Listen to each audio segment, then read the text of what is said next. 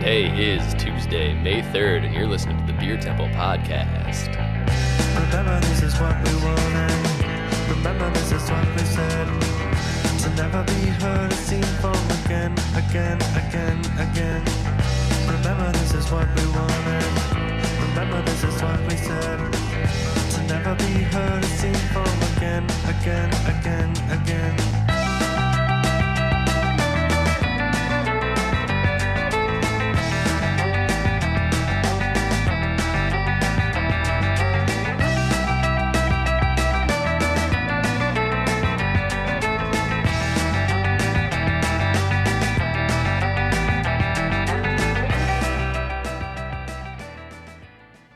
Hello, welcome to the Beer Temple Podcast. I'm back, baby. This is your co-host, Mike Shalau of Is Was Brewing, back after a unintentionally long hiatus. I'm here with my co-host, Chris Quinn. Chris, how you doing? I'm doing well. How are you? Good, you look great. Thanks. I noticed a haircut immediately as soon as you got out of the car. It was awesome. It was great. Yeah. You usually have the long flowing Yes. tress. Locked. Tresses Yeah. locked. Mhm. Yeah. And it is tight coiffed today. Yep. Serge also. High and tight. Serge also haircut. I gotta say, Did you guys go together?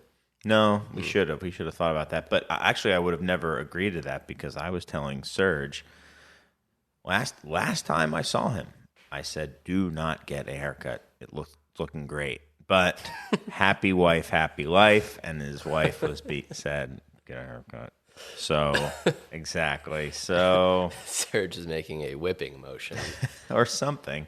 Yeah, battle axe maybe. Yeah, the old battle axe. Married an I old think it battle was. axe. Yeah. Yeah. So I guess it looks fine on him. You look great, I like the Serge. long hair. I You're like the long hair. It was looking particularly good. fetching sweatshirt, which is the same sweatshirt I'm wearing actually. Yes, which is Blue sweatshirt. yeah, it's kind of weird.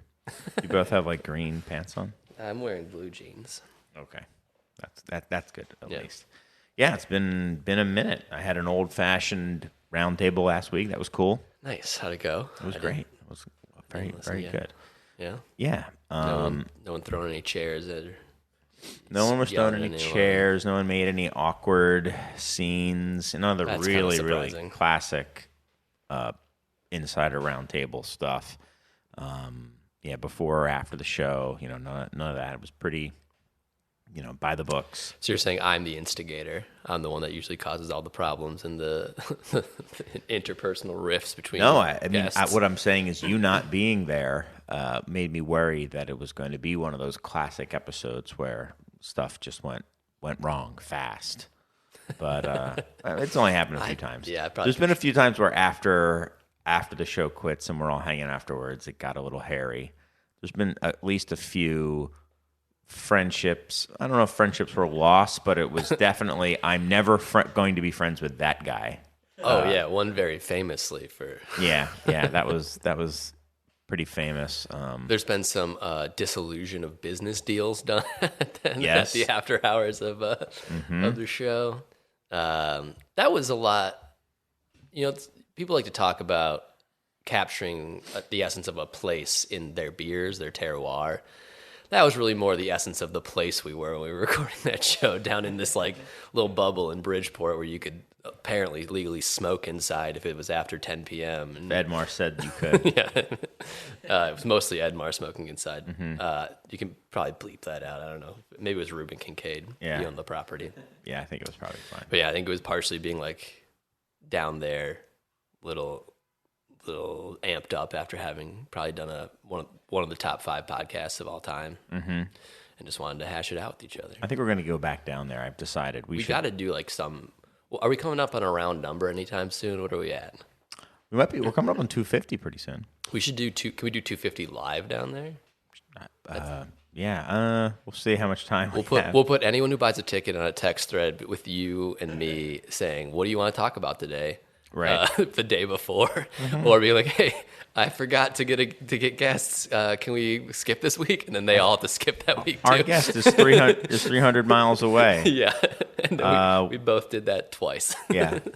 So, Anywho, Doug, you can't go away from Chicago anytime. You really ruin our plans of not telling you you're the guest on our show. yeah, come on, Doug. We have a spreadsheet and everything that you don't have you access don't to. have access to or any knowledge of. Yeah, but so few things. I just wanted to get out there. It's going to, I think, kind of be a loose show. We've got some topics that we're going to discuss. We have some letters that we're going to go through. I know last week we didn't get to them. I promised that we would, so we'll certainly do that. Some news. I don't know. What have you been up to? Speaking of news, what have you been up to? You haven't been on in, what, a year? Yeah, it's been about a year. Yeah, I went up to Detroit, or outside Detroit, Birmingham, Michigan. Wait, is April 1st your last episode? Yeah. Was it really? Yeah. Oh, my goodness. Yeah. Okay. Yeah. Galaguar. Galaguar. Yeah. That's what we said. Probably Actually, my finest moment. We were mentioning that last week. That's where you were. You were at a show last week, right? Yeah, I was at Galaguar. Right. At the Park West. And your shirt, how's it look? Oh, it's destroyed. Can you tell? They drew on a watermelon a picture of Donald Trump, and then they smashed it. Whoa. Yeah. While they Making played a statement. While they played sludge metal or whatever Guar plays. Got it. Yeah. My girlfriend loves them. Yeah. It's like really her thing. Yes, I just I've met her. wanted to be a She supportive seems like that boyfriend. kind Yeah, of she's huge Galaguar fan. yeah, a big Galaguarian. Yeah. Yeah. Wow. Huge into that. That's cool. It's funny yeah. because she doesn't like either of the. She doesn't really enjoy the humor of Gallagher or the music of Guar. No, but there's something Galaguar? right. It's like it's like the more than the sum of its parts. Yeah. And it was surprising to me that they played the lyric opera, but they filled the room. They packed it out. That's cool. Yeah, it's usually a different crowd in there, but Especially I'd for say the people who have like season tickets. well, I think a lot of people bought this Got it. season because of that. The average age in the room was still like 89. Got it. I brought it down significantly, but that's what the Gallagher is probably 106 at this point. Right. So who Right. knows? And Odorous Ungerus is ageless, so well, he's not even of this planet. So I can't even venture a guess. But it was a good show. Great show. Good. Yeah. The only reason I would miss the podcast, one of, I guess, 5 reasons I would miss the podcast. Okay. Yeah, right. Just in the just the past Forgetting, month. yeah, going to a Galaguar show to support my girlfriend. Yeah, but I was in Detroit right after we recorded last time I was on, and I brewed a collaboration with Griffin Club there. So I met Pat Craddock, who's their CFO, through Doug, who did that, raised some money for the Children's Hospital, the Reach Children's Hospital, and we made a collaboration with him because he donated some money to to make a beer with us. And so I went up there and we brewed a saison to start their fooder program going. That's amazing. Yeah, so it's like all malt from Sugar Creek, like how we like to do it at Iswas, and then a bunch of Saaz, locally grown Michigan Saaz, and then a little sprinkling of Sultana for some of that modern hop character in the whirlpool. But it's like 2 pounds of Sultana, like some very small amount. And then primary fermentation with like a same yeast we use a lot, and it's going into a fooder for some extended aging with some little honey, little funk going on. Nice. Yeah, so that was fun. What else have I done? I'm moving next week. Okay. To a condo. It's interesting. Why don't we keep it beer focused? Okay. Or Galaguar focused. Or Galaguar. Well, it's mostly beer. Yeah. Then other than that, we released a collaboration with Avery from Keeping Together. That's right, with the Pu'er tea. Pu'er tea, yeah. It's a really earthy, funky little guy. Yeah, that's going well. It's tasting great and been fun to confuse people with. I on my end, a few things happened since I've been on most recently. Haircut. Went to Scratch. Nice. Do you like them? Up in the air. Still trying to decide. But when I was down in Scratch, I got a call, actually a text at first, from Ryan, one of the bartenders here. And he had taken, he said... This is our first letter of the day. Yeah. Nice. and he sent me a picture of the van, the Beer Temple van. That's beer. It's always good to get a picture of. What does that Is look that like a to you? bullet hole? Yeah, that's a bullet hole. That's a bullet hole. That's one. You and are. then there's a second one too. Oh yeah, here it is. You are The really. second one went in right in there. You're really letting everyone believe the Chicago stereotypes. That Right. People are shooting at crap beer vans. Yeah. Yep. He's okay? Yep. Yeah, and then the top. And they shot out the tires? and one in the tire. Yeah. Can I see that? Yes. Well, he drove on it. That's why it was like so jacked up.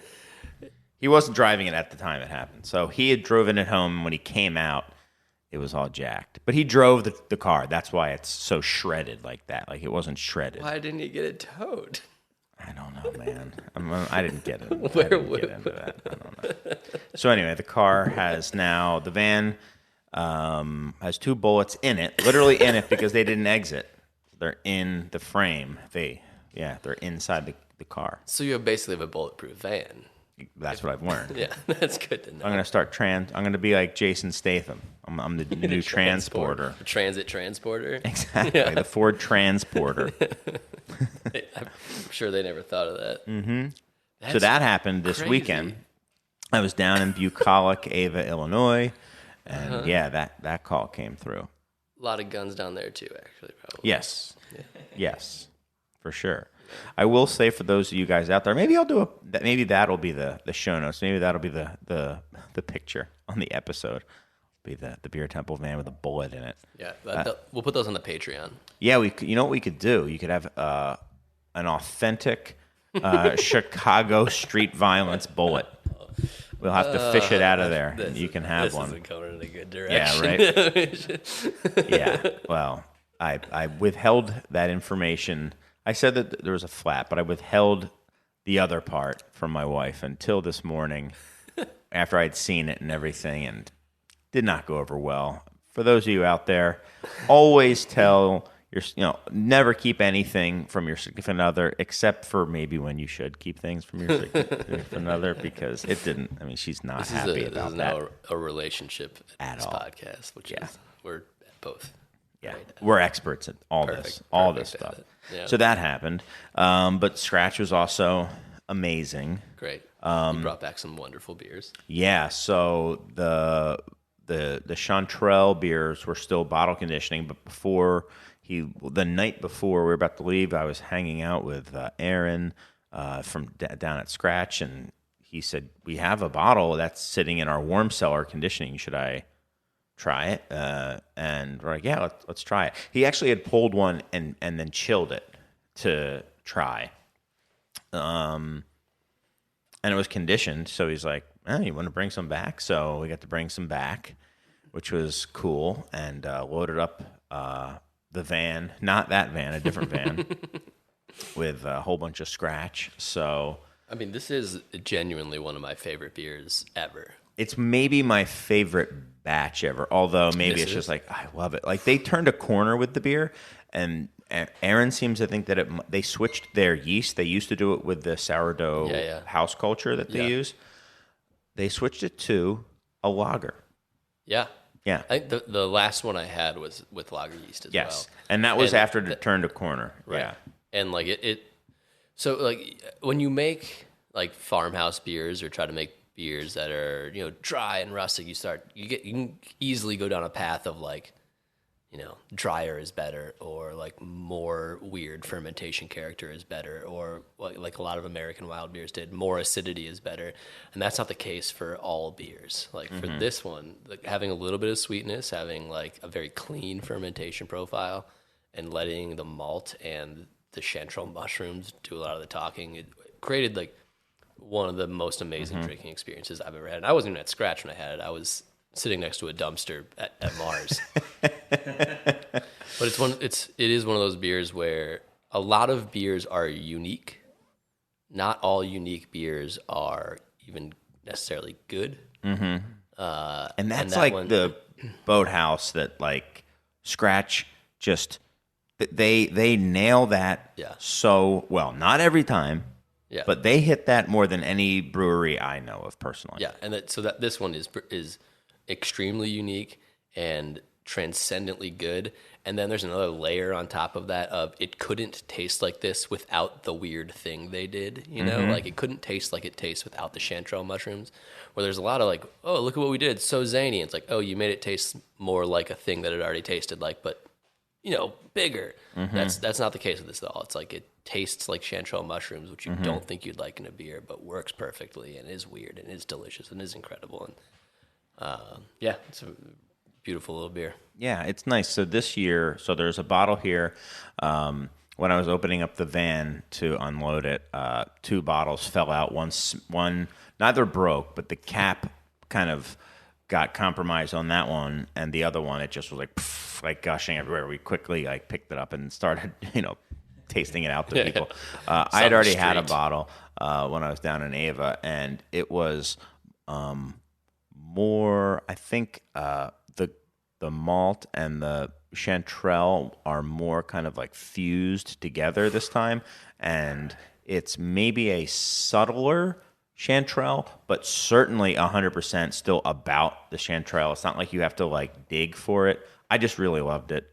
It was great, and I'm not just saying that because we have it. I do think that you out there, if you pick up the beer, will really like it. Go get it in Ava, by the way, because that's where you want to go. And I again cannot recommend highly enough that you go there. So here's the other thing. It was 77 degrees down there. What the heck is up with that? It's 43 degrees in when Chicago we were driving back and pissing rain. It dropped 30 degrees. Because I was like, well, it's got to be warm in Chicago too. I just must have rode it down. Yeah, there was warm 2 weeks ago? There was a warm day. we're in the. I mean, 30 degrees. Are you kidding? I mean, anyway, so it was really nice. But we just sat around. I know them fairly well, so I went. It's pretty cool, man. Yeah, I went fishing. They have a fishing pond, but most people might not just do that. But you can walk around. They have goats. You humble brag city. You can here. sit there. No, but my point being, I know them. I went fishing in the pond. They catch all the good beers in, but most people don't get to go down there. But I didn't mean it that I drank the water out of the lake because I was trying to think of what I have dysentery. What I do and how. But dysentery when I'm from scratch, there, so it's even more unique. So it's even better. Yeah. No, I was just thinking about what I did, but what someone else could do. You could still take a walk. You could be there and bring. One of the guys I was with brought a whole bunch of Magic the Gathering cards, which I don't play, but I learned to play with these guys. So I would play every third game with them. It was just sitting there, not doing anything outside the entire time. So you're outside, but you're undercover, and there's lizards and wildlife and stuff like that, kind of buzzing around. And they he makes awesome bread down there and pizzas, and we just literally were there from I think open till close on Saturday. So we're there from noon until I think they closed at 8. I know I was around afterwards, and we didn't get out of there till I think 10:30. And we would have stuck around longer if it wasn't obvious that it was time for us to leave. Right. So, you mean when they closed, it wasn't obvious that it was time for you to leave? Yeah, right. Exactly. But you can just spend a whole day there and just be ready to have a conversation with whoever you're with, and take a couple walks and just enjoy being there. And it's my one friend equated it to being going to the beach. You just go there and then you just are there. You just sit there and enjoy going to camp, being there. Yeah. So yeah, still never been. You gotta go. I know. I always plan on it, and then I always it's so far away. Schedule myself. Yeah, you're always let's be a couple hours, and then you're that's 3.5 or 4.5 hours. 5.5. It's 5.5, 6. It's really far. It's pretty far. It's very far away. Still gotta go. You still have to go. Yeah. Yeah. So it's a day. So what we did is we were on the road by 10:30. Got there around 4:30 because we stopped for a while and we had a long lunch and stuff like that.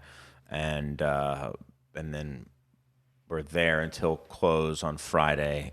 Came back, and then we're there all day Saturday, and it was, to me, plenty of time. I'm not saying everyone needs to do that, but I think give yourself at least half a day there, if not a full day. Yeah, don't make it part of, like, we got to hit all these places and this, and this, and we'll stop at Scratch, and then we'll make our way to St. Louis. Like, I think you should probably give yourself time there. Yeah. And also realize when you're there that there'll be like 8 or 9 beers on draft, right? Don't feel like you have to get through, you have to drink every one, because guess what? You're most likely not going to be drinking any of them ever again or anytime soon, unless you So you have to take all of them as fast as you can. Exactly. Like if there was a hickory bitter that we had, and we were just crushing the hickory bitter because we loved it. So it's like, get another one. You're not going to get another one. If you like it, have it. Don't worry about like, well, what if there's something else that I'll like? Just enjoy it. And then there was a Filet Farmhouse, which they've made quite a bit, but it was just tasting especially good. And so that's usually what I do. I find a couple and I just kind of sit and, get into it. And then every once in a while I'll try something different, and then probably go back to the others. And it's the way to go. Good time. So that was this past weekend. So nice. If I feel rejuvenated, my hair, actually I didn't even get it cut. It just like shrunk back into my head and looked like it was more uniform. At the top? Yeah. You're so rejuvenated, it shrunk away. Yeah. It'll eventually come back out, I guess. I'm sorry, that was a cheap shot. I apologize. Yeah, it's fine. I think everybody knows. So that's what I was up to. No big deal.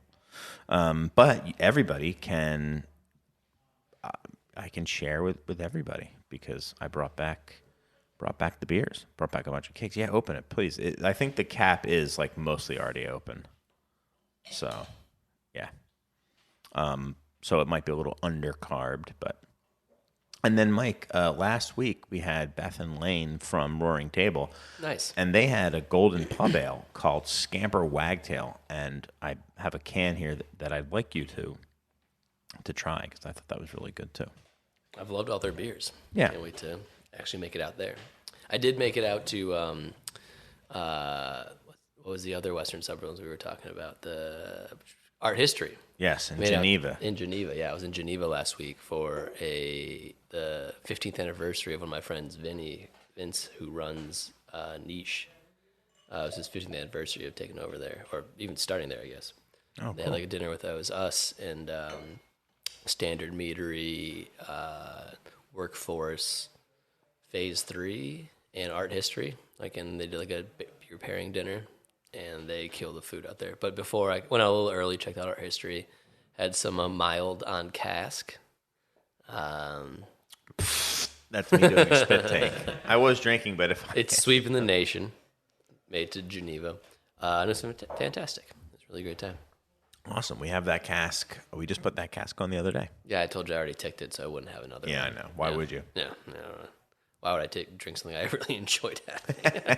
What? There's other things that I probably won't. It's true. I should have the bigger things that I probably won't enjoy having. Listen, guys, he's dropping knowledge. Yeah. I want 1 ounce of something I won't like. Yes. Another thing I wanted to talk about was just a bunch of general questions that we've been getting. And we have some letters, actually. We'll definitely get into that. I mentioned before.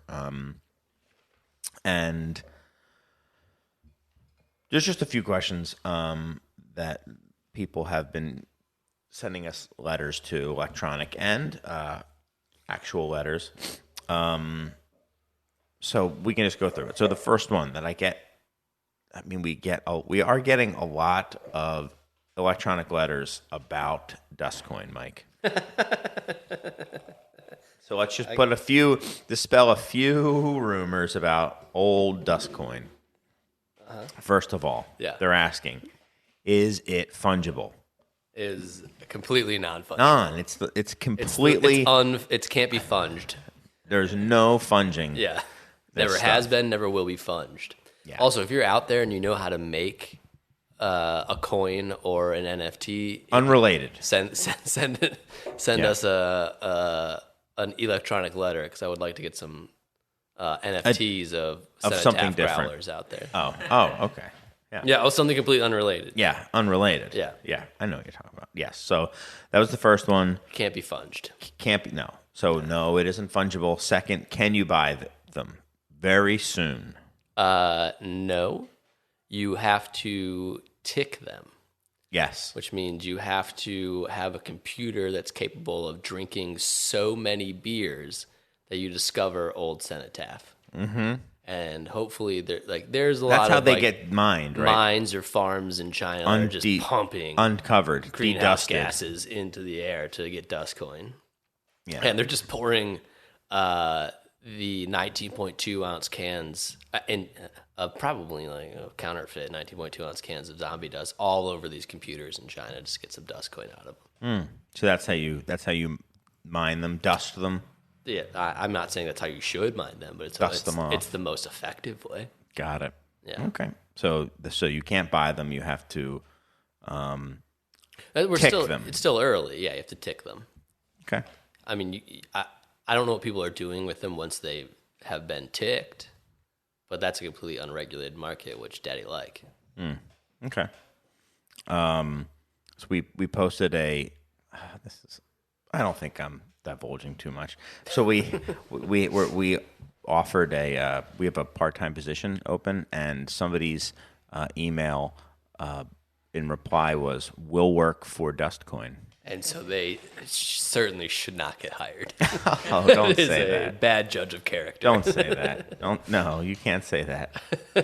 I thought that was very funny. It is very funny. So do you want to Hire that man. Do you want to get into some woman. letters, Yeah, let's do it. or do you want to talk about something different first? No. Let's get into some letters. We got a few, and I got a handwritten. Oh, nice. I've got a couple. Well, I think we may only get to one handwritten. The other one needs a little bit of editing, I believe.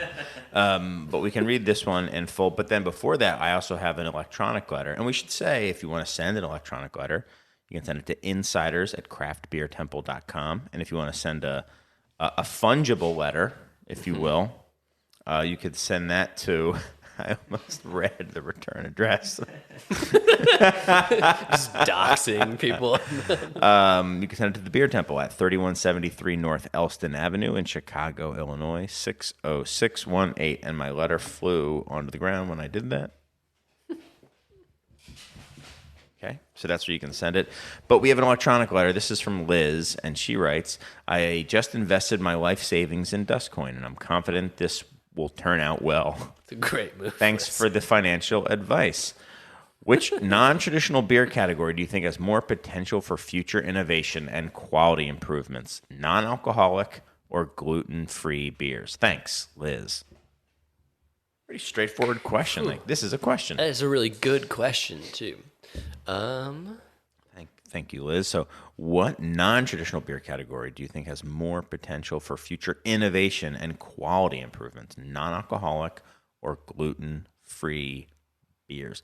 I'll say, I'm going to quote Tony McGee and say a lot of open field running on both these. Yeah. I don't know if I can answer the question of which one has more potential. I think they probably both have similar potential. I think it's obvious a lot more of the energy is being focused on non-alcoholic right now, though. And you're already starting to see differentiation points on branding and when you're supposed to drink non-alcoholic beer. So like Athletic is I don't know if you guys talked about last week, Athletic becoming a top 50 and maybe like top 25 volume. 27. Yeah. 27 by volume craft breweries. Like they're up there with Rev. They're making crazy amounts of beer. And that one is kind of for focus on the Mick Ultra. Like this is a better version of than getting blasted drinking beer. But there's already starting to emerge like other lifestyle brands of like, this is kind of just a chill, cool vibe. Some of my friends are starting a brand called Visitor. that should be out in the next like month or so. That in the Chicagoland area. And there's a lot of, and that one's like kind of like more of a cool. We're at an art gallery. I don't want to drink a beer, but I want to hold something that looks cool and tastes good. And there's also been a lot of innovation in how you produce NA beer.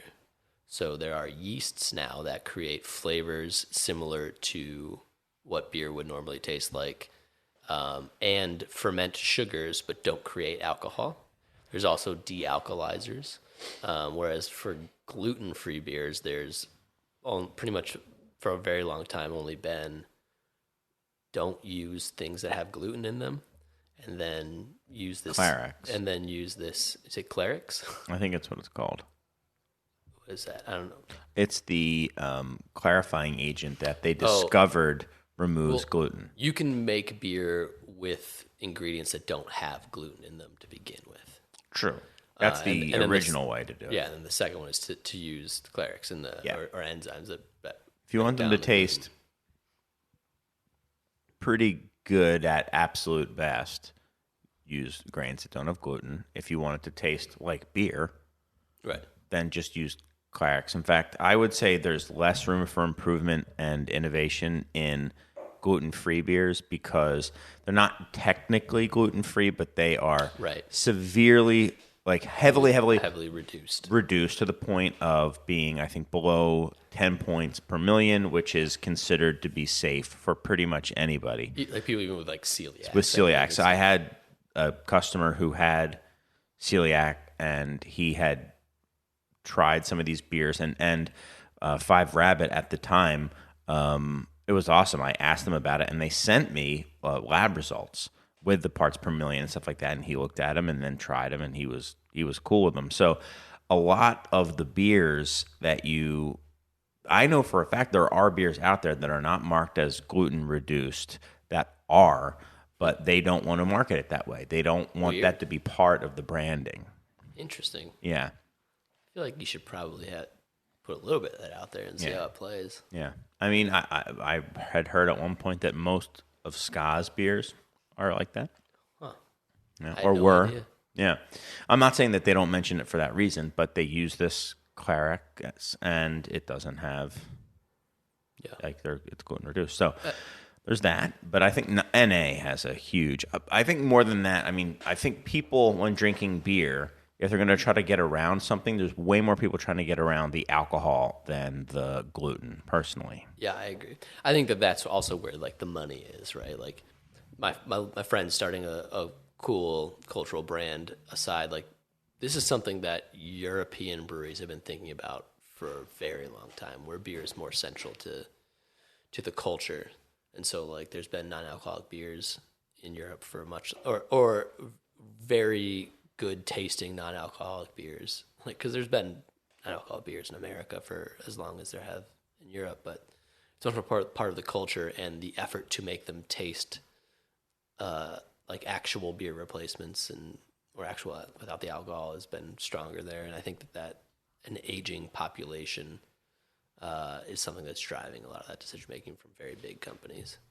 Like the baby boomers are the biggest in America, at least the biggest generation, and then millennials are the second. And you're saying the baby boomers are the ones drinking the NA beer? I think the money is going to making NA beers because I think as you age, you drink less, and if you just for health reasons or otherwise. But so I think that a lot of that is driving that. I think young people are drinking more of the NA beers that I've seen.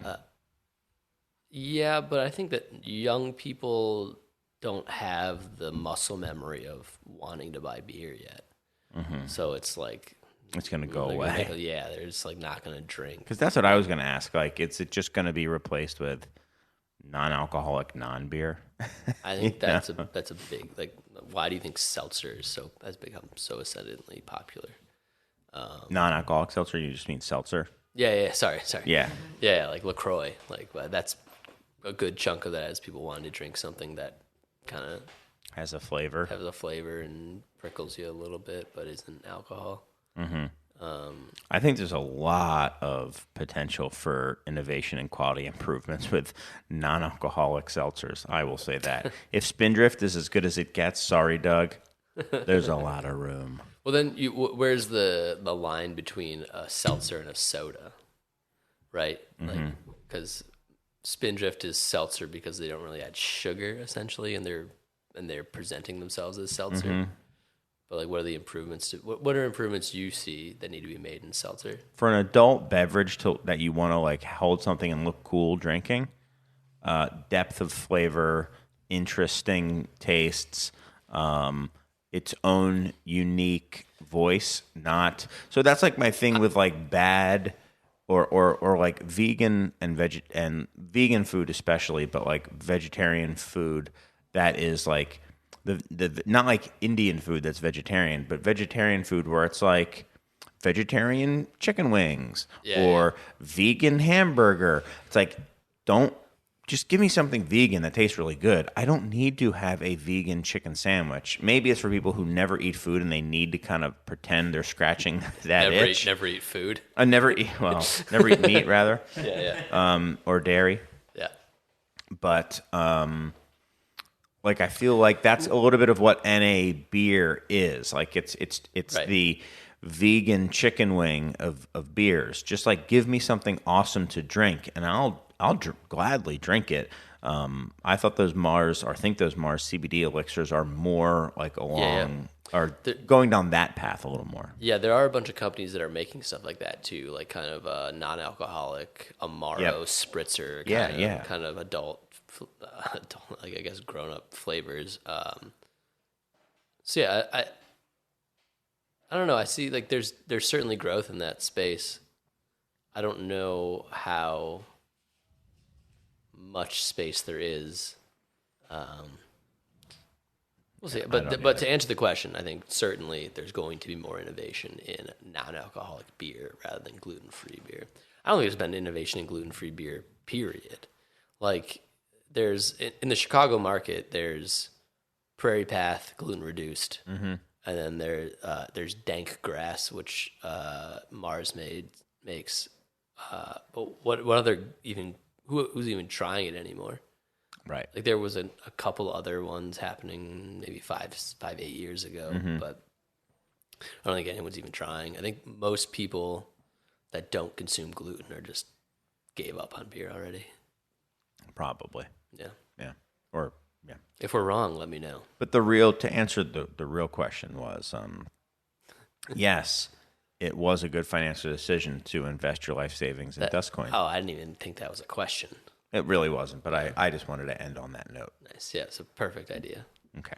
Also, let me know where you're buying it because people should not be selling it yet. You have to value if you sell this early. Right. They better not be funging it. Yeah, they're like if I catch you funging Dustcoin, you are in big trouble. Over for it you. is over. I better not see you if you are funging. Don't funge Dustcoin. that. No, do not I know what I'm funge it. doing. I know what I'm talking about. So I have a written letter. This comes from Kevin from Bristol, Pennsylvania. I will not read any more of that address. But Kevin writes, greetings. Just a quick note extending my thanks for a great podcast. My beer industry knowledge has vastly grown since I started listening a while back. One discussion I found particularly insightful, sorry, forget which episode. That's okay, I guess. I'll just have to assume as everyone. It was particularly insightful, dealt with the decline of flagships. As a craft beer drinker who got their start in the 1990s, flagships were a mainstay, with Rotation Nation and ticker culture becoming the new norm. New is always better, right? New is always better. Okay. During this discussion, Mike made an excellent point in that quote-unquote styles have become the new quote-unquote flagships. This totally resonated with me, and I have shared this point on several recent beer-related conversations. Once again, thanks for a great podcast. I look forward to many more episodes. P.S. My new beer goal is to explore all of the is-was Saison offerings. Mike, keep fighting the good fight. Some of us still prefer nuanced and intentional beers over haze, heavily fruited kettle sours, and candy bar stouts. Not me, for one. Cheers, Kevin. I still prefer those other beers. Well, I don't know what part of Pennsylvania Kevin lives in, but I'm actually we're going to be doing a festival in Pittsburgh in July, so maybe you can come out and drink some there. He's in Bristol, PA. I think that's on the east side. All right. I believe so. But he can drive. He can get in a car. I'm driving, so you can drive too. Kevin. Yeah. I just want to make a point that I don't think that is wholly my own point. I think that comes from Ray Daniels talking about how like in his mind the death of craft beer would be people walking into a bar and saying, "I'll have the IPA." Mm-hmm. I don't know how true it is that is the death of the IPA, but like some kernel of that was in my mind when I was making that point. I don't remember exactly when I made that point either, but but yeah, I think that style has become the new flagship. We make IPAs, we make saison. I think we have a flagship, but I don't know. Yeah, I think you guys do. Yeah. And I guess I'm just now understanding what you guys mean by that. So style is the new IPA. So it's the new flagship. Is the new IPA flagship. Is the new IPA. So we're this brewery, we're that brewery. So our flagship is pastry stouts. Our flagship is double dry hops. Right, or you get as a consumer, you want to go. It's a melding of the two, right? You want to get something new all the time, but you know that you like this thing and from this brewery. So like Hop Butcher's a good example of like they might have a couple beers they make a lot, like Double Blazed Orange or things like that, but they're people show up to get their new release of hazy IPA or double IPA. Mm-hmm. They're an IPA brewery mostly. Yeah. And I wonder how long ago that conversation was. That I feel like that conversation was at least a few years ago, when we were talking about flagships.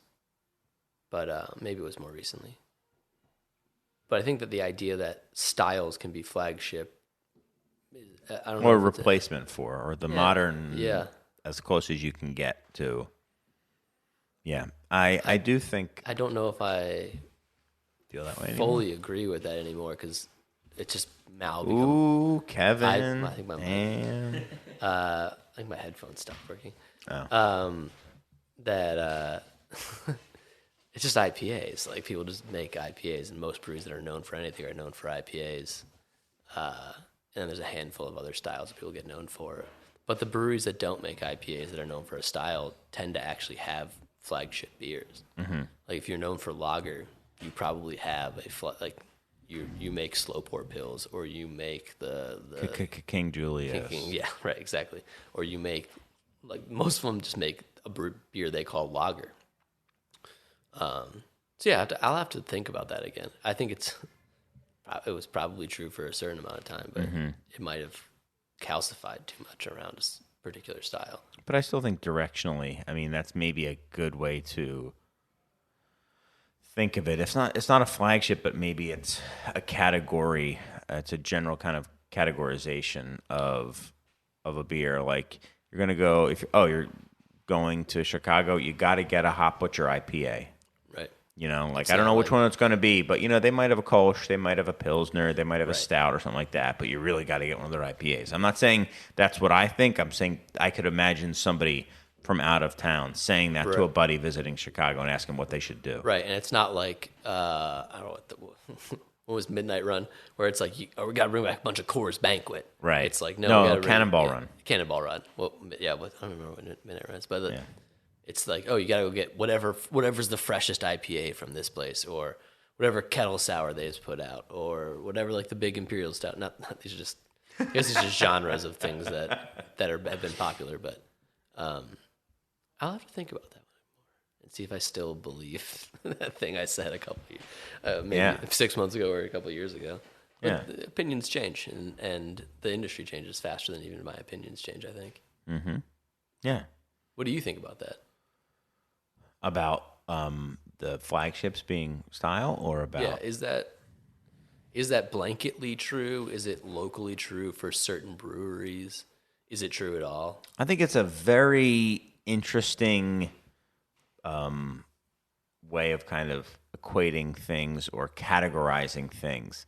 It isn't quite the same, but it's Yeah. maybe directionally, it's got something there, you know. Right. Because it certainly doesn't work across the entire, like, from inception of the production of a beer through selling it to someone. It doesn't map on perfectly. Right. It maps on to the share of mind kind of aspect of a flagship. Right. But it doesn't map on to the ease of production or a bunch of other things that you, or one thing it specifically doesn't map onto is fitting into existing distribution models, right? Like, Well, I don't see. I'm not sure if I agree because I do think there are breweries that do both.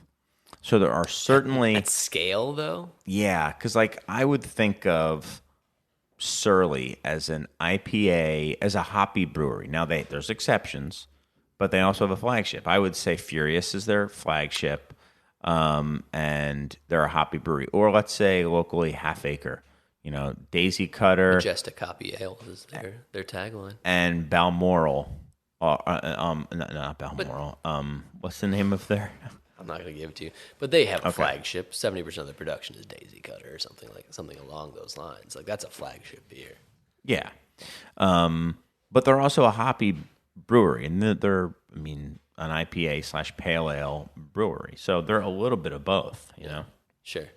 I mean, maybe that's how these newer breweries. I do think the style is the new flagship is definitely more prevalent with breweries that opened after a certain date. Yeah. Yeah. You know, and before that, I think you had, well, shoot, how about this? What if you could do it as like generationally? So you had true like flagships and a variety of style. Later on, you had this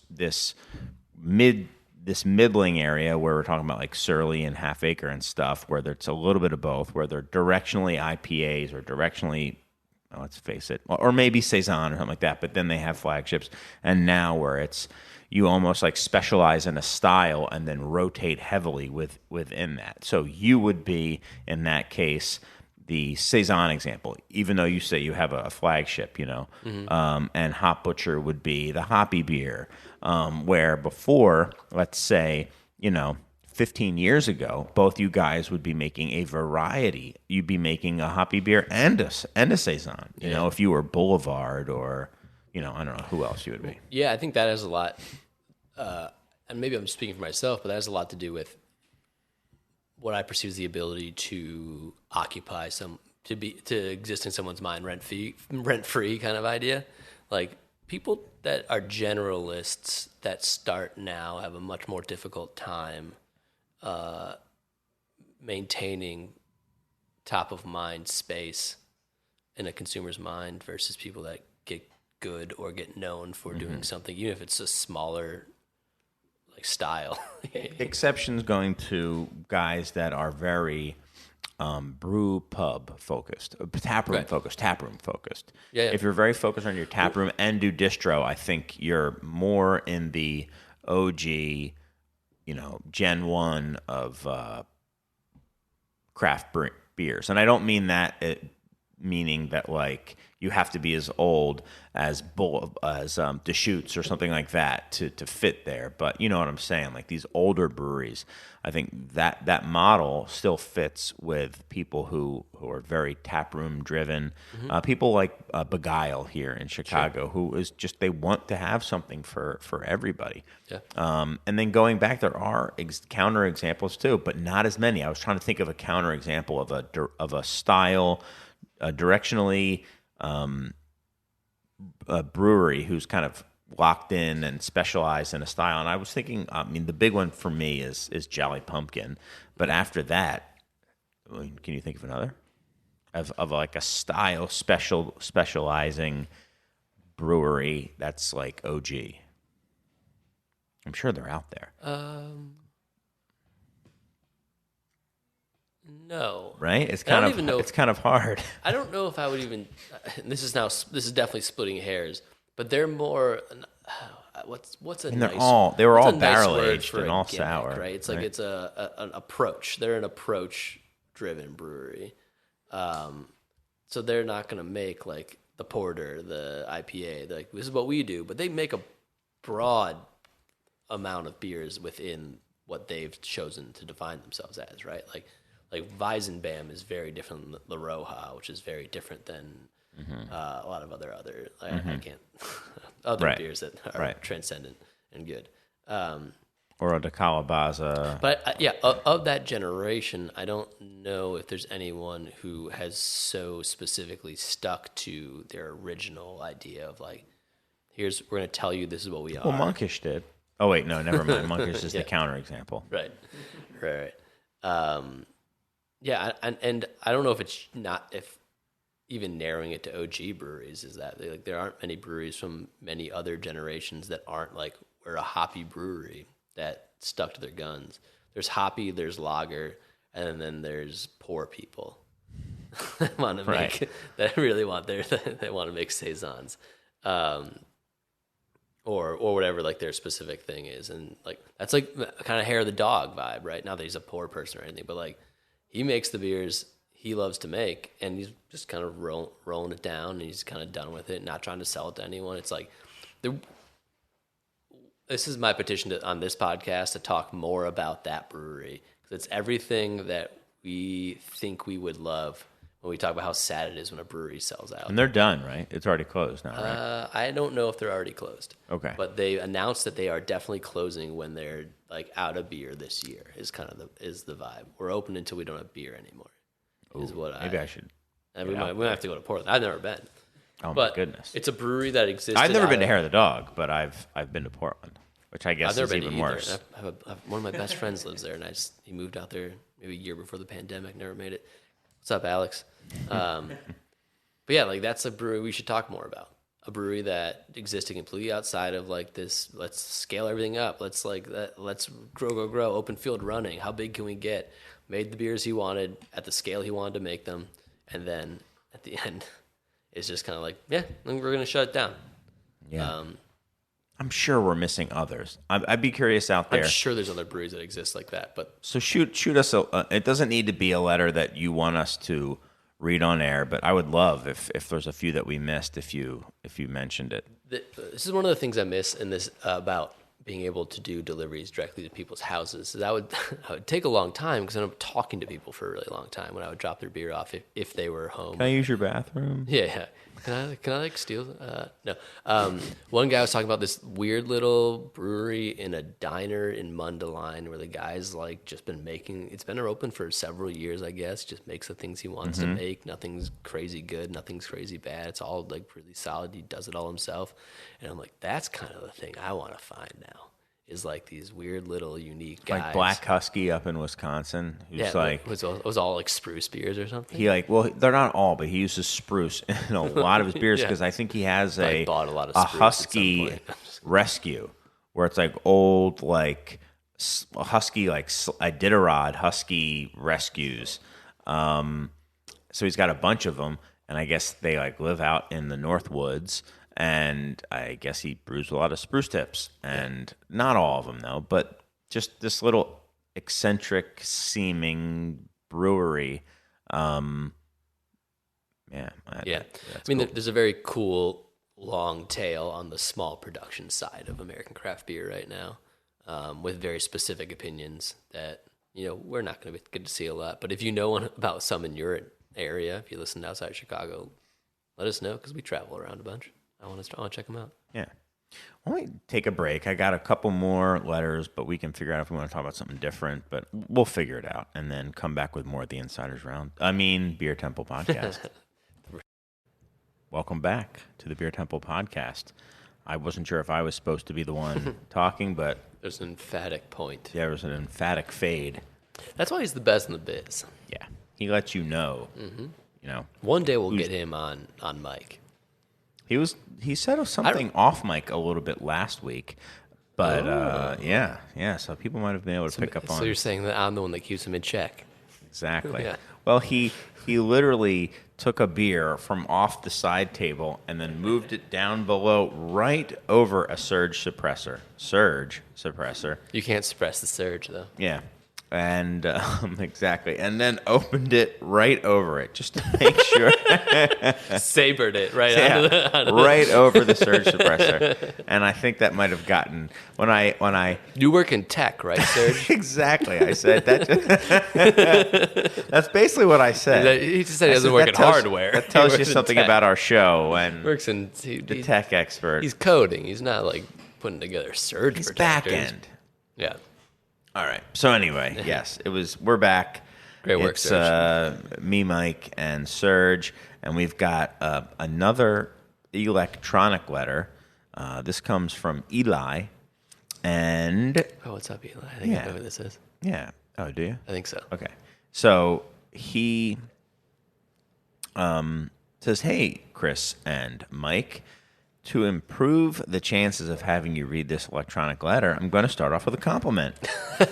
I'm a big fan. Nailed it, I'm a Eli. big fan of the show. I love listening to new episodes as they come out, keeping up with what's going on in beer, and learning more. And if someone who wasn't in tune with the beer scene, nor living in Chicago, and as someone who wasn't in tune with the beer scene or living in Chicago."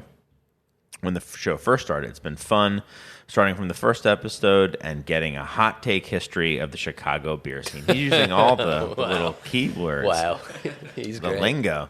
He just needs to have a King Kona reference or something like that, maybe a Dust Brothers. Keep up the good work. So this is what he says. I went to the Cubs game last night and noticed this.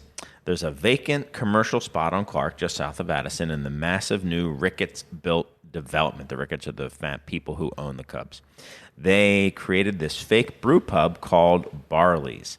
Industrial decor and all for the full window vinyl decal that they put up to advertise the space. Here's a pic of what's on tap. No real point to this email. Just thought you'd get a kick out of it. Best, Eli. And I'm just going to show a picture. Maybe this will be the picture.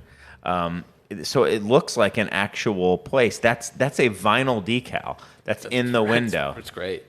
And essentially, it's just like... Okay, it says regular IPA, single hop IPA, double IPA, blonde ale, imperial stout. And it has a logo. It has a logo of like one of those, like, what do you call those types of people? Whoever made this also has like, they have like actual knowledge of what's going on in Chicago, because on the right side it says Twisted Hippo Relief Lager. So it's like this isn't just. Or they looked it up. I don't know. I think this is someone that actually like. That's a very obscure poll to like. This is incredible. Yeah. And there's a sledgehammer Well, you're talking about, you don't have to like spiced up stout. right. So like it's a decal of like Never mind. It's Thirsty Hippo. It's not Twisted Hippo. It's Thirsty Hippo. So yeah, this is all bullshit. Yeah. Sorry, I didn't mean to swear, Serge.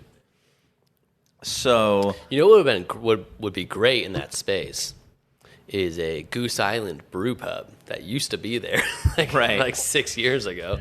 yeah. So the funny thing is Where like, they would have live. Imagine a world where you can go to a Cubs game and then go to the Goose Island Brew Pub pre-buyout and then also see live music from a local artist. Like, we are on the wrong timeline.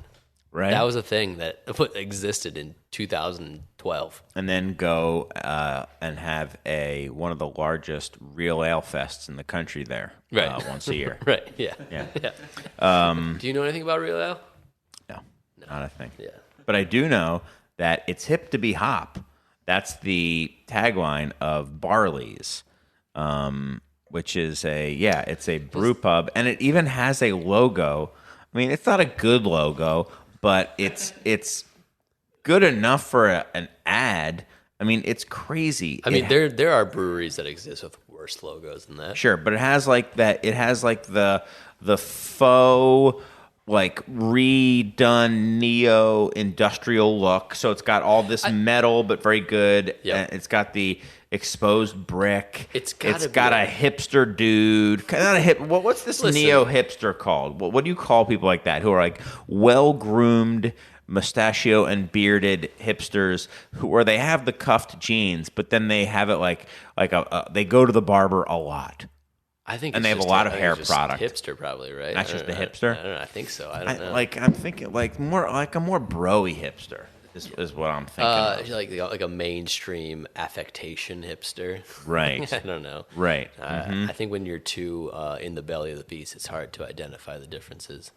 But the idea that this like company thinks they're going to lease out this 3,000 square foot space to a brewery that's actually going to make like this type of guy. That guy. That's the picture. That's the guy. You know. That's or like that dude. Like he's not a hipster. I think there used to be like wasn't there a moment he's got a pipe in his mouth. He's got a pipe in his mouth. This jackass. There was a Google lumber sexual. I feel like that's what these people are. Yes, They're lumber sexual. That's what I was looking for. That hasn't been used like since like Sex and the City, the original one, stopped being on television though. Not that I would know too intimately about the timing of that at all.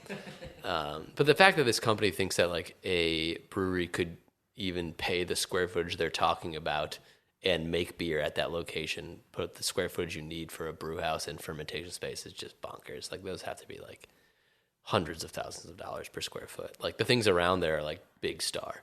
Right. Foxtrot's going in there now. Oh, really? Yeah, like literally across the street. Like it's just so there are Foxtrot's already in the loss leader level. Like, or are they going to make money there? They raised. I don't know if every I guess one not. of their It wouldn't be a locations loss is four walls profitable, but overall they seem to be attracting a lot of investment. Yeah. So I don't know how to address that one. Anyway, I'm just going to have you look at Barley's. It's hip to be hop. Hip to be hop, yeah. Anyway. Yeah, things come full circle, but they get shittier. It's kind of, sorry, I didn't mean this. You're not supposed to say it anymore, remember? That's one thing Serge doesn't want you to do. He doesn't want you to mention it and apologize afterwards. Well, things come full circle, they just get shittier is kind of a version of what that is, where it's like, what if we put a brew pub around here? And the next thing you'll be like, you know what would be really cool? If there was some sort of improv theater upstairs. Right. That'd be awesome. Yeah, this is what we had before you guys got good for 3 seasons and then sold off all your players, and now you stink again. We have too much invested in the real estate. This is getting too inside baseball for literally baseball. For old Eli. Oh, yeah. I don't think that's what he wasn't talking about that. But I've got another a letter. This is from Elliot, another EL. Great L-I, names. yeah. This is the subject of this electronic letter is passion over profits. Hello, insiders, and the almighty Fade Master.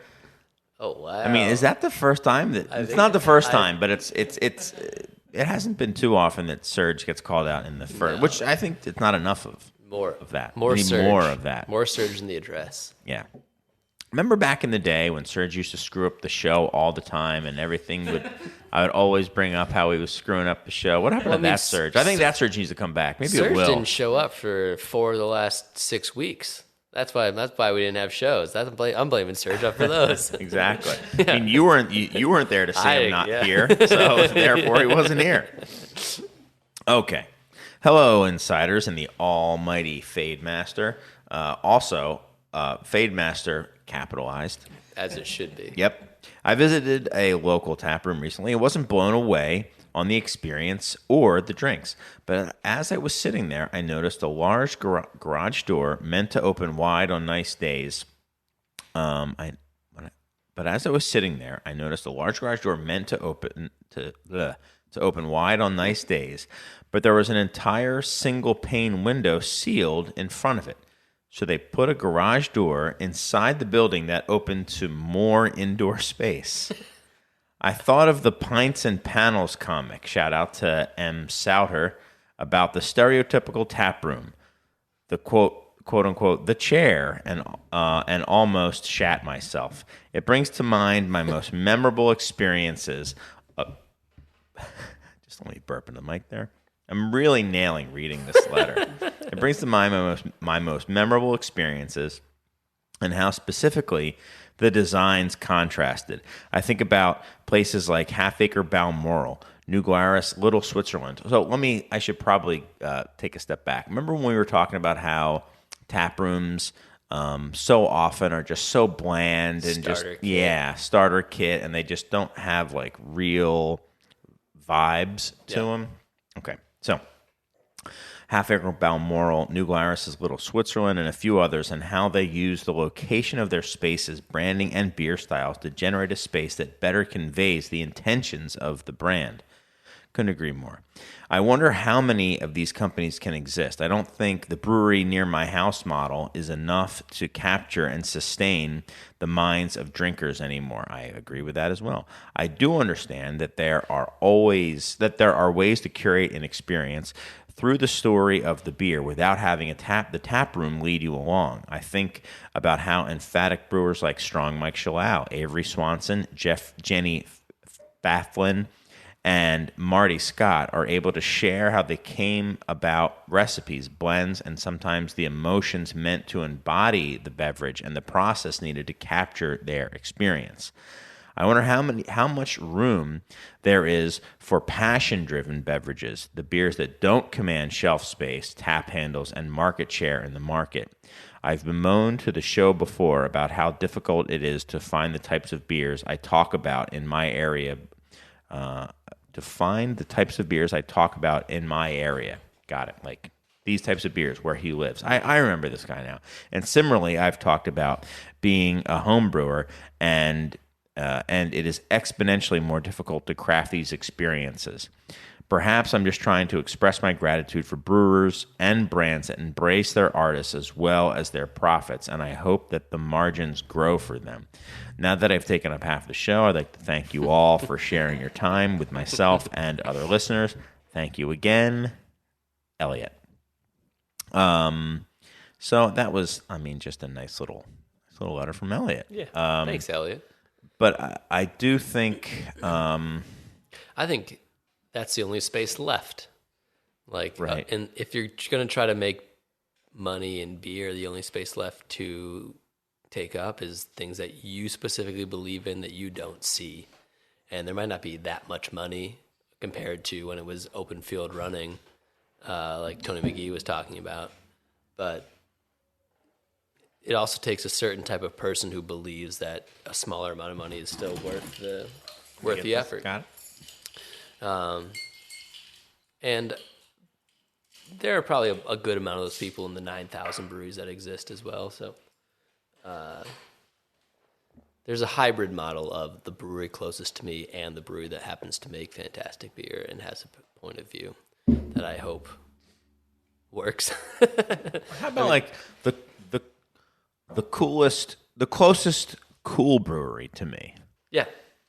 Well, and then there is also an era of craft beer where to make good beer meant to be aloof and meant to be inaccessible and meant to be greater than anyone coming in, that they should be so grateful for having come to your Olympus. And I think that's very obviously over. So there can so explain that again. To be like a highly thought of brewery was to be greater than the people that were coming to be better than the people that were coming to buy your wares, right? Okay. I think that, I don't want to name any names, but I think that this has been a problem for a minute. Okay. And so, like, to make I'm trying to think beer, of like an example of what type of place you're talking about, because I'm not sure that. If I'm not quite sure what you're talking about, I'm guessing listeners aren't either. But I don't want you to cult of personalities style breweries that exist because, like, wow, that guy is so much better at making beer than I am at anything in my life. Or like there's got it. There are the celebrity kind of or the personality. In our little circle, yeah, like the cult of personality. The we drink this and we think it's good because it comes from this place. Like that's, so like when you go into Untapped, then there's like 5 breweries commanding, 300 of the top 400, most highly rated. Those breweries, those ones you're and talking when they about. choose to make a style that doesn't have many ratings on Untapped, and then they take over all 5 of the top 5, even because it just comes from that place. Right. Those types of breweries. Got it. There was a very short era, a couple of them existed, and I don't know maybe a couple that exist anymore, but. Well, I remember when there were people who were getting into it trying to be those people, and I think that has gone away now, which is good. Yeah, I mean, it's something. It's very hard to intend to be that. It's very easy to embrace it, but it's very hard to actually start out and try to be that. I think some have done it. I think there are some who intended to do it and have begun and have done it. Yeah, there's definitely ones locally, and locally meaning not just like in the Chicagoland area, but like that have become like very important figures in their local scene, not just in Chicago. But there's Sean Hill is one that he's so above what was going to get mad at me about this, but like part of that brewery is just being like, I get to taste the wares of a man who is a titan, if not a god, like that type of feeling. And I had that when I went there too. But I think that was an intention for a lot of people, and it made this is my passion be much more of a seemingly viable option, and that not being as intentional anymore, or even as achievable as it seemed to have been. Yeah, will lead much more to approachable but fantastic beers coming out of places. I think it's also going to lead to people brewing people who are starting breweries now in saturated markets doing it because there's a style that they really feel strongly about. I do think that I think the quality of beer is only for new breweries is getting it unmistakably is getting better. Absolutely. And I think it's because of exactly what Elliot is talking about. I'm not necessarily saying that they've nailed the whole tying the space to the beer to the I mean that's so few and far between. Yeah. There's only a handful of breweries that I think are really doing that. There's some places that have amazing spices. There's some places that have amazing beers. There's some places that have amazing spaces and amazing beers, but they don't necessarily tie the two together. Right. I mean, when you can do wow, this space speaks to these beers, and it just is mind blowing. And scratch. I mean, they are. You just need generations of living on the same land and teaching your children how to forage the forest. That's all you need to open your own brewery. Right. Is generations of Well, hey, I mean, the brewer, the Marika, who's and sensitivity. Yeah. She grew up in San Diego area. So there you go. When are they making their West Coast IPA then? Yeah, exactly. That's what I keep asking them. Yeah. You know what you guys should really do? Make a hazy. Yeah. You should be that guy next time you go to Scratch. But as I was saying before, I do think that the quality of the breweries that I've noticed are improving. There's more new breweries that are coming out now, and I've realized that I have to be on top of the new breweries that are coming out. Because before, they're very good. There were so many coming out, and they were all the same. They were all making the same beer. They were all doing the same hazies. And for all those people who listened and have been listening to the show since the beginning, you could see how bored I was. I was so bored. Those days are over. When new breweries come in, I am interested in. I'm now again okay. Well, let me see what you got. Yeah. Which is. I'm happy about that. Yeah, and this is this might be specifically local to us because in Chicago there was only a bunch of boring things happening, right? Mm-hmm. And then I think on this show we made a joke about there be dragons out west, and I was like, yeah, you should check out these and these and this and that, and those breweries are making Goldfinger, Roaring Table, Art History. they came in not like a side door, but like, I don't know if they had specifically personal interest in these things, but they're not making a bunch of different hazy beers. They're making hazy beers. Like, I think Roaring Table actually makes a hazy beer that has like a 99 from Craft Beer and Brewing. But I guess the epicenters of where we think interesting creation should come from have been flipped on its head. Like, Oh yeah. they're making more interesting beers than Chicago's making. New breweries in Chicago are making. New breweries in Chicago are just like Maybe our local restaurants more maybe often than they are. Like, maybe more of them. There's some I think that are pretty cool, like Odious Cellars, and yeah, they're doing cool I stuff. mean they're doing some cool stuff. Junior and Yeah, and Dunier, and yeah, I mean they're doing cool stuff too. sure. So there's definitely both, but gone are the days of the suburbs, the outer areas of the main brewing centers, copying what's happening there. So this is outside of Chicago. It's like wherever you are,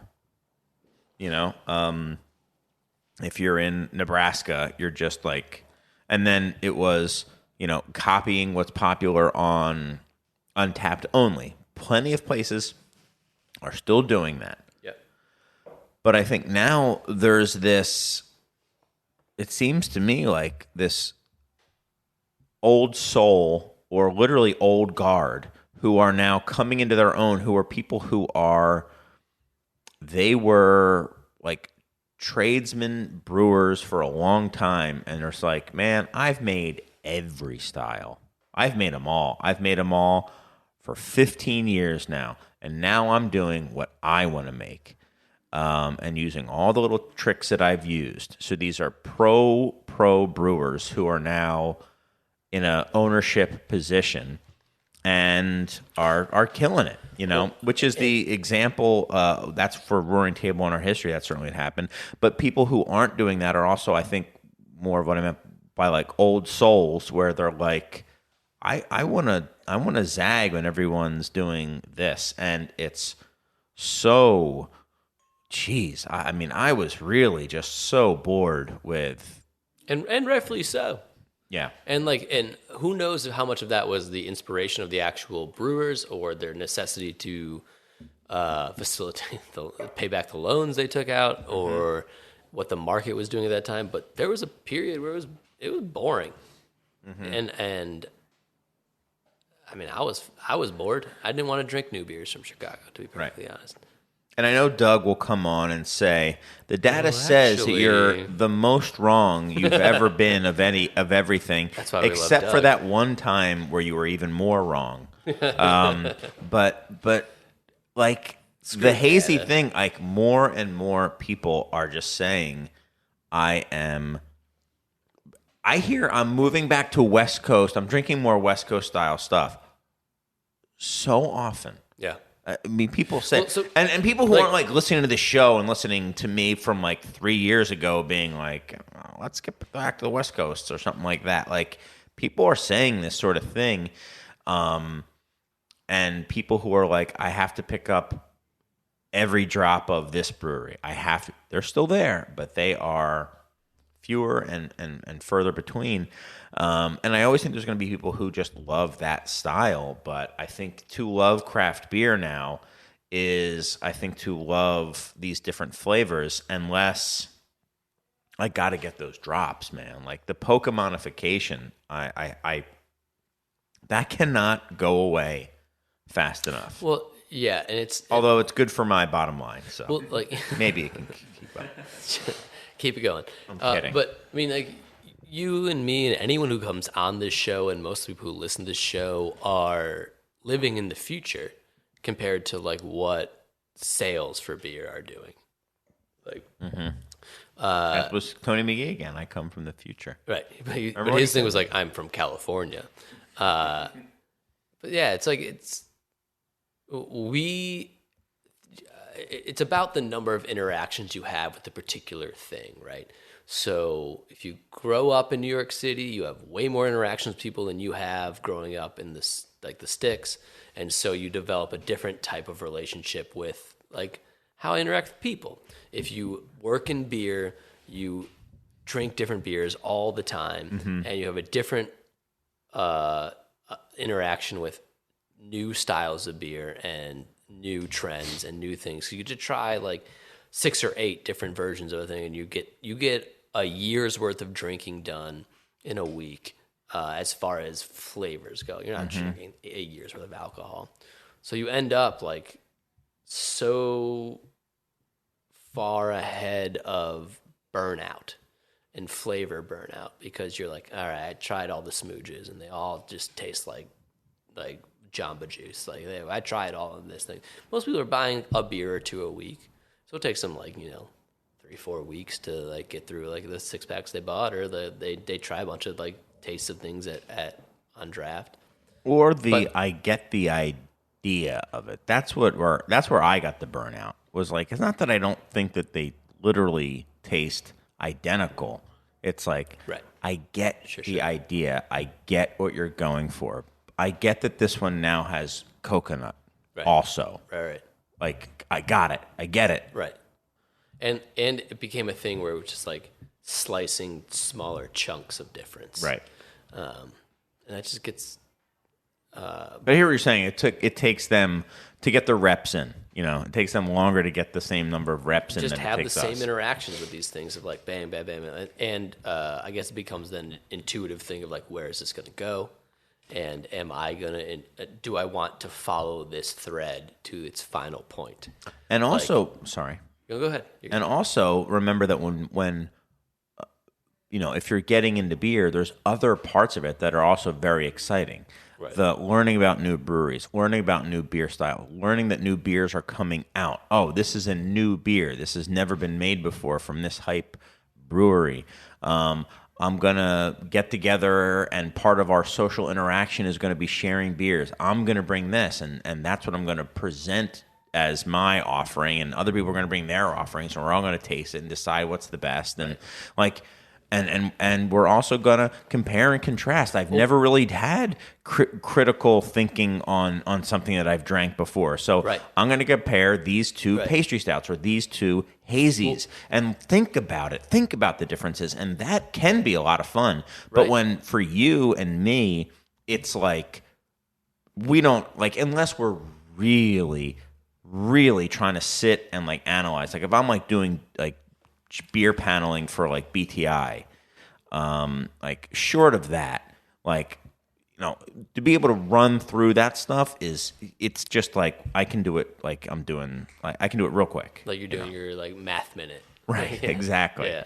So. Yeah, I mean, and the idea that we should all taste these things and come up with what's the best one. Like that idea is something that was I believed in for a long time. Like, well, that's better than this one, and like literal apples to oranges kind of things. And like that's more intense. That's crazy. That I can't believe they did that. That one's the best though. Like that's not real. And, but it's fun. It's fun. And it's still fun for you and I know that we could get in a situation. We do it all the time. We might have a great time doing that with like even these styles of beers. Sure. It's just like having... But I mean, how many times, and I'm going to get this wrong, but there's been times after the show where like you and the Third Eye Take are talking about like, what's a better show, Seinfeld or The Sopranos? It's like, it's the exact same thing. 100%. And it's fun. Yeah. Right. So I think it is fun to do those things. Absolutely. And I think if you were to talk to like the writers of Seinfeld and Sopranos and be like, so what do you guys think? Like, is like, which one's better? They'd be like, I don't know what you're talking about. I don't know how you like, or even like, it's like one of those things. It's just like best it's ever, not the best way show. It's not the way we engage with it anymore, but it is a very fun way to engage with it. But not like a sustainable one, right? Like, no one watches Seinfeld on Netflix now to be like, I want to see if this is the best version of Seinfeld. It's no, it's more comfort food. It's more just like, this is the flagship of the thing. It's like this tone of this like essence of this show. But sure, but when then you had the Game of Thrones and like the new one was coming on, and everyone was like, whatever people wanted to talk about at the water cooler when there still were water coolers because people still got together at work. But so that I guess is a little bit of the same thing. People want to be like, you want to talk to your friends about the new or your buddies who are the beer people. I get that. So I think that might have also extended out how long that lasted because that was the style of the moment where I think when we were getting into it, it was just a different scene. I'm going to say it was better because, the music, whatever year you were a senior in high school, is the best music of all time. So, like, when I was there, it was like, it was West Coast IPAs and much more divergent styles. Totally. Like for me, it was like honestly, let's not psychoanalyze this too much, but it was like saison and like all that stuff was like this is the pinnacle of the mountain is if you can make things like this, or if things can taste like this. Yeah. It would be really interesting. I don't know how we would go about this to talk to someone who came of age in beer, where it's like the pinnacle of beer is is the most guava forward IPA. That's amazing, but like. In like 10 years, where like when they came about, like those are the best, like lactose guava IPAs, like that's the best. I mean, maybe there will be people like that, but it's so funny. I mean, or will that be like the hair metal of craft beer, where people are going to look back fondly of it? It's going to go through this like, oh boy, but then like people will look fondly at it, and it'll kind of turn into this like. When did the grunge IPAs classic rock? Like let's wait for the Nirvana of IPAs to kind of come back and be like, oh my god, everything is a fraud that I've been caring about until I think it's a pretty astute observation of that. Like because we're seeing like breweries that are starting from like 2 years ago and into the future are people who started drinking craft beer probably like 10 years ago, 12 years ago. Mm-hmm. And what was hot then is what these people are now like, this is what I want to try to make.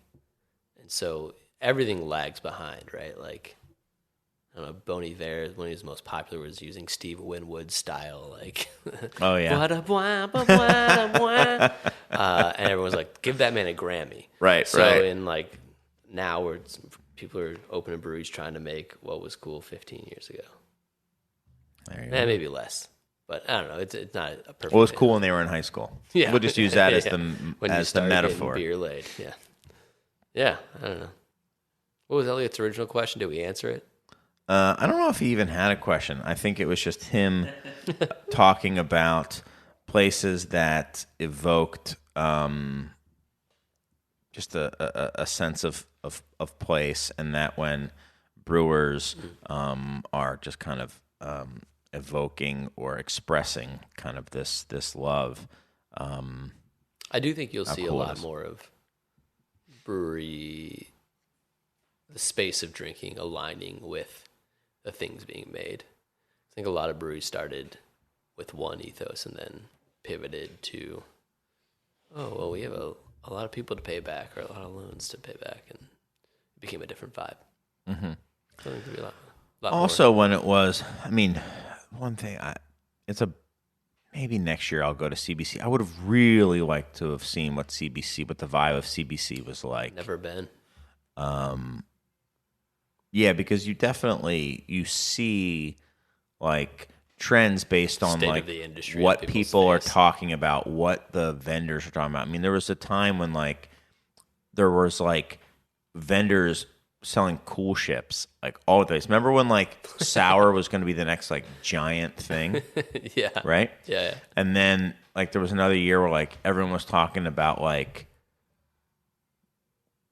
massive growth, valuation, like all this stuff. And that was right when like everyone was like, oh, like remember when like Half Acre expanded and they only put in a 30-barrel brewery and people were like, What are you doing? What are you doing? You're not doing like 150s? Yeah. You know? Yeah. And it's like, I remember that year at CBC. So, and then, I remember like things were starting to like get a little tight. Right. I remember that year at CBC. The thing like is for me, it's becoming less and less useful because it's a industry trade show, and I'm a retailer. Right. And being around brewers is, I guess, lost a little bit of its luster for Should have me. lost all of it by now. Right. We're a bunch of jerks.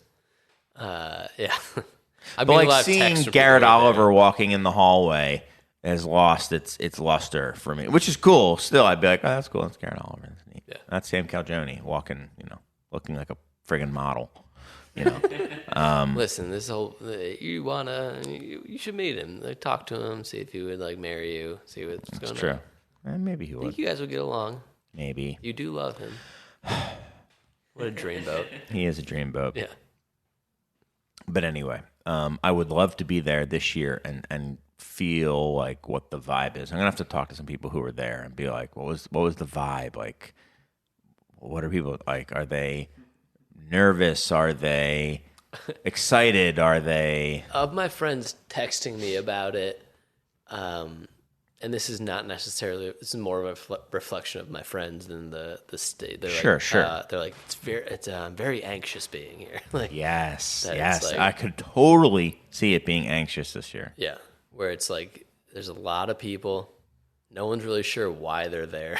Like it's like Oh. I don't know. Oh, What do you- anxious that way, like socially anxious, like I'm afraid I'm going to get COVID. Yeah, part of that, and then just like, what are we even doing here anymore? Like, a couple years ago, it was like, let's go find the coolest piece of equipment that we can like spend all this money we're making on. Right. And now it's kind of just like, how do we like spend $17 less on this thing? Right. And so it's like, yeah, you're not just there to party. It was just a party. Which Yeah. I think most, But now most industries across the gamut, like those types of conferences, are just like, let's get together and have a party. And probably the trade show is going to become more and more valuable as well, because it's going to be like, I need this piece of equipment. There are 4 vendors, and I can talk to all of them right now. Yeah. Like stuff like that, I think is worthwhile and stuff like that. But that's like classic trade show stuff, and that's like a mature industry. It's not like, you know what? I just was like, I went in there and I bought a copper cool ship. Yeah. I bought a copper cool ship. It was like $600, like $60,000. What a deal! Yeah, I don't know. We don't even make them, but we're we'll going to use start it once. We're going Whenever. We're starting we use it once a year. It pays for itself. We're starting That's a sour program. That's a classic. Yeah, we're gonna start a sour program. We use it once a year, and we sell all the beer for $90 a bottle. It will pay for itself. Right. Yeah, Well, I think it's about that time, don't you? I think so. Is there anything you'd like to say before we get out of here? No, just thanks for listening. Oh, okay. Well, I do want to say thanks for listening as well. And I want to thank everyone for sending in the electronic letters and the actual written letters. And, some of these letters were written, like well over a month ago, 6 weeks ago, 8 weeks ago, maybe. Sorry. So I'm sorry. There are some that we are going to get to that are older than that. Thank you so much for taking the time to write getting your electronic pen and paper out and writing your electronic letters, or writing an actual letter too, Plugging which is your very pen great. in, yeah. And yeah, thank you. And we do the Insiders Roundtable less often, so we don't read as many letters, but very very appreciative of that. So we're not going to do too many of these episodes because it's just we gotta keep things new. But what do we got next week? Do we know what we have off the top of our heads? Probably not. We Great don't. question. You got the Yeah, I got it. It's right here. computer open. Yeah. So next week. Yeah, next week we're gonna be doing. Wait, that's May. Yeah, it's Oh. right now. No, we're going to be talking about the future of beer distribution. This is going to be a good one. Yeah.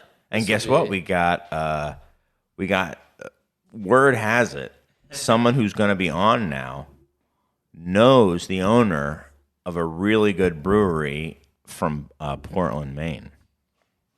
That's what I'm going to leave. I'm going to leave it as Get out of here. I'm just going to leave it out there as a mystery. You can solve it. The most efficient name in the game.